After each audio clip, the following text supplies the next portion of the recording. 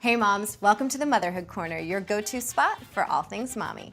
You've seen her on Good Morning America, E!, CNN. Welcome to the show, Psychotherapist Stacy Kaiser. Thanks for joining us. I'm glad to be here. We're here to talk about how to be a grown-up. We want to talk about dynamic communication, how to get more yeses in your life. And one of the things that you recommend is to not focus on the past. What does that mean? Right. One of the things that we women tend to do is to bring up the past. We tend to think about what happened 6 months ago, a year ago, 3 days ago, and we want to deliver that in our argument. Well, it feels productive at the time, you know. It does. And what ends up happening is you sort of run this tape in your head before you're even speaking. Yes. But it's actually not helpful. It's bad for two reasons. Because number one, it dilutes your argument. The person is so busy focusing on all of the 10 things you brought up instead of the one that things don't work.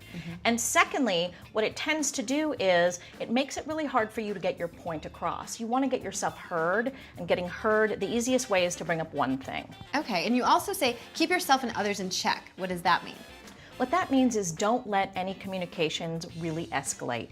You don't want things to get too angry. Right, but you know, they don't say heated for nothing. I mean, you get pretty hot when you're, expressing yourself. Exactly. And so our goal is to try and keep it cool. If that means you have to count to 10, walk out of the room, or say, let's table the conversation till later, you will get a more effective communication experience if you do take the time to cool off and express yourself effectively. Okay, and you also recommend focusing on the long-term goal. By that you mean? What I mean is a lot of us are focused on what's happening in the moment, and we're forgetting where we want to go. We're forgetting that we want to keep the relationship with the person or keep our job. And so it's really important to think to yourself about what is your end game. Do I still want to have a relationship with you? Do I still want to keep this job? And make sure that you're calm and cool and rational when you have a conversation so that you can accomplish your goal.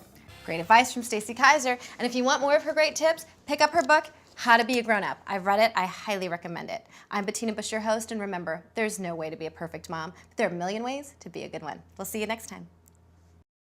Join the conversation on Facebook, Twitter, or Pinterest.